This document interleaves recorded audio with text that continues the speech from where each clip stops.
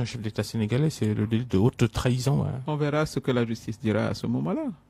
Mais laissons la justice éclaircir comment ces jeunes-là qui ne faisaient que manifester ont été tués et par qui. Ça, c'est un devoir de vérité. Vous savez, les Argentins, combien de décennies après, ils ont poursuivi Pinochet? Dadis est en train de faire face à la justice en Guinée. Parce que la vie humaine, elle est sacrée. Et ça, c'est la mère de famille qui vous parle. Elle est sacrée. Ça aurait pu être votre enfant qui manifestait dehors ou le mien. Tué parce qu'on manifeste dans un pays qui se déclare démocratique. Et on fait une loi qui efface. Je suis contre.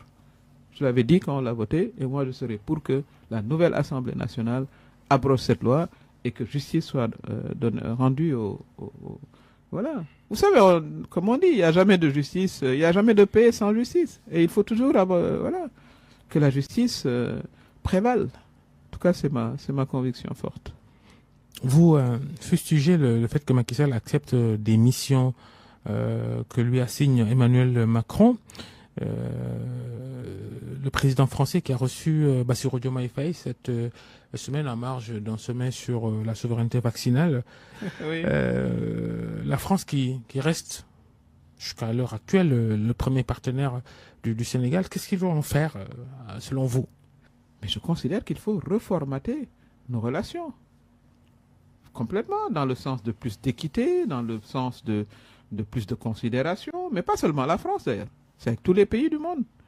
Je pense que, voilà, Sénégal d'abord. Les plus importants investissements publics étrangers au Sénégal, c'est la France. On va changer quoi exactement?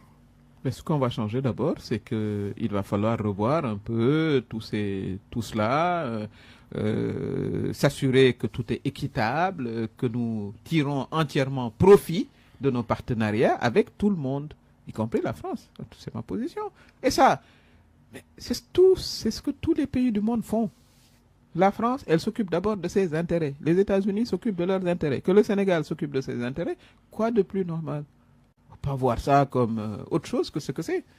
Surtout que nous allons avoir, nous avons des ressources importantes. Moi, j'avais demandé à l'époque qu'on ait un audit de tous ces contrats miniers d'abord. Il a fallu que mon ami et petit frère Moussa Diop le dise pour que je sache, moi, personnellement, qu'on exploitait des diamants au Sénégal. Vous le saviez, vous, avant? Moi, je ne le savais pas. Hein. Bon, il y a peut-être d'autres minerais qui s'exploitent, etc. Mais il faut que les Sénégalais sachent ce qu'ils ont, de quoi ils sont les propriétaires. Et est-ce que, dans l'exploitation de ces ressources-là, nous en tirons ce que nous devons en tirer comme pays propriétaire de ces ressources. Ce que je dis est d'une simplicité, simple. La France est la fulgurance de l'extrême droite. Le pays se prépare à de nouvelles législatives anticipées parce que les élections européennes ont poussé Emmanuel Macron à le faire. J'ai jamais compris, bon, je commente, hein, et c'est mon droit, qu'on ait donné l'occasion au Front National d'être majoritaire. Je n'ai jamais compris cette décision, mais bon, ça n'engage que Emmanuel Macron qui a choisi de le faire. Je ne suis pas la seule à avoir critiqué ça. Et je me mêle de ceux qui me regardent d'ailleurs, parce que j'ai fait une tribune. Les implications avec l'Afrique, le Sénégal. Mais d'abord les implications avec les binationaux, les Sénégalo-français, les Afro-français. Le Front National est connu pour sa rhétorique de violence, de haine et d'attaque même physique. Il y a eu des agressions. Jean-Marie Le Pen, qui lui-même a créé le Front National à l'époque, a été inculpé pour tellement de choses. Et ça, c'est connu. Donc, s'il se retrouve au pouvoir, on peut facilement deviner les conséquences pour justement nos frères et sœurs d'origine africaine qui y sont et d'origine étrangère dans une certaine mesure. Et je considère que le Front National a régulièrement, et le Rassemblement National plutôt, a régulièrement violé les dispositions du droit international dont la France est signataire, notamment la Convention internationale contre le racisme. Ils ont été souvent condamnés pour des actes racistes. Il faut se rappeler également que la première déclaration des droits de l'homme et du citoyen s'est faite en France en 1789. Qu'un tel pays soit dirigé par ce que moi je considère comme des partis fascisants, je trouve que c'est une catastrophe. Ce serait une catastrophe. Pas seulement pour ce pays-là, mais pour les droits de l'homme d'une manière générale. Les droits des humains. Et j'invite en tout cas tous les citoyens, pas seulement d'ailleurs afro-français, mais tous les Français qui sont épris de justice et qui croient aussi à la solidarité entre les peuples, à faire barrage. Après, le populisme, voilà. La démagogie, c'est pour les politiques d'ici et d'ailleurs. Hein. Bon, ça c'est votre opinion, parce que quand même, le Front National, je pense que c'est une question très sérieuse. Un populisme qui appelle à... qui fustige et qui insulte les Africains régulièrement. Vous les avez vus, Zemmour, pour ne pas le nommer. Tous les jours, insulte les Africains. Nous-mêmes, on a eu notre lot. On a traité les ressortissants quasiment de Louga, étant les spécialistes de la vente du crack à Paris. Vous avez entendu ça, n'est-ce pas? Ah ben voilà, dites-moi oui, vous hochez la tête, mais voilà. Et voilà de quoi ils sont porteurs. Des gens comme ça qui vont diriger une nation. Nous avons des intérêts en France parce que nous avons des Sénégalo français en France. Donc ce qui se passe en France nous intéresse. Et comme vous l'avez dit, c'est un partenaire économique de premier plan. Et ça, il faut également que cela se sache.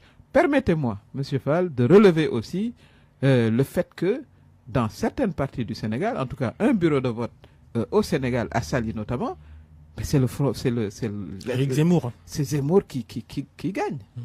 Mais qu'est-ce qu'ils font là alors? Zemmour qui nous nous insulte à longueur de journée. Vous vivez en Afrique, au Sénégal, à Saly, et c'est là-bas où on a le plus de votes pour lui. Mais c'est un paradoxe innommable. Donc tout ça, c'est des questions qu'il va falloir que nous étudions. Et je pense que le nouveau régime, le président de la République notamment, est porteur justement de cette vision différente de nos rapports avec la France, mais avec le reste du monde. Et j'ai beaucoup apprécié le fait qu'il ait commencé ses tournées par l'Afrique de l'Ouest. Parce que nous sommes des frères ouest-africains. Moi, je considère qu'il doit mener une campagne de réconciliation pour ramener le Mali, le Niger dans la CEDEAO. Que la CEDEAO comprenne que, bon, écoutez, on peut avoir des différends, mais le plus important, c'est de rester ensemble, parce que nous avons un destin commun. Ce qui se passe au Mali nous impacte, ce qui se passe voilà, en Guinée ou ailleurs, au Burkina Faso, voilà, nous impacte. Et nous devons ensemble trouver des solutions. Ensemble, des solutions démocratiques, bien sûr, qu'on continue à discuter. Moi, je crois vraiment à cela, et je pense que le président Diomaye Faye pourrait être vraiment quelqu'un qui pourrait faciliter cela. D'abord, il est de la même génération que les jeunes qui sont au pouvoir, qui doivent aussi envisager un retour à l'ordre constitutionnel. Ça également, dans le discours, il faut que ce soit très clair. Il n'y a pas, moi je suis une militante de la démocratie. Je crois qu'on n'a pas trouvé de meilleur système jusqu'à présent. Voilà, mais il faut aider justement ces pays frères à y aller en tenant compte évidemment de leur réalité. Merci Aminata Touré d'être passé devant le grand jury. On termine cette émission par Madame Bassok, que vous avez croisée dans votre cursus, d'abord en tant que syndicaliste, mais en tant que présidente du Conseil économique, social et environnemental dont il était membre.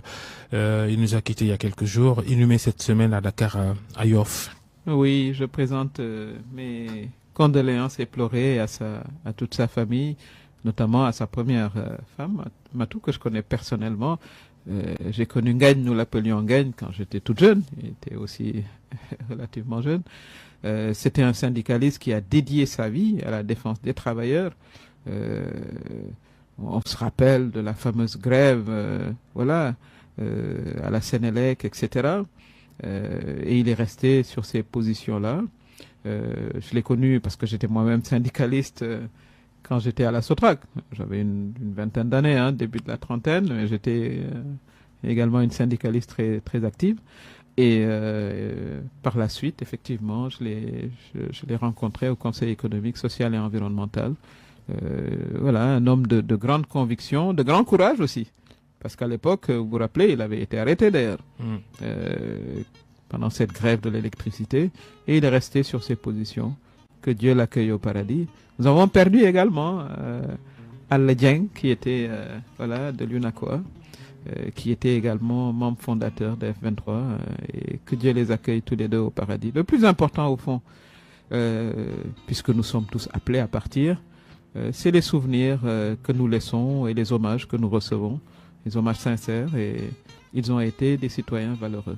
Que Dieu les accepte au paradis. Merci Aminata Touré, merci à Abdou à la régie, merci à tous de nous avoir suivis, restez avec nous et les programmes continuent.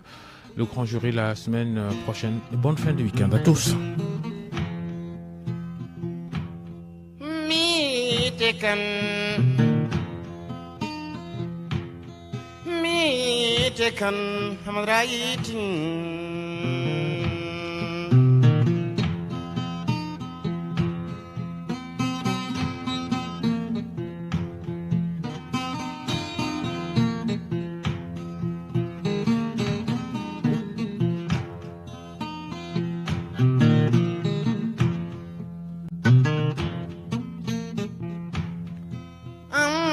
Makora,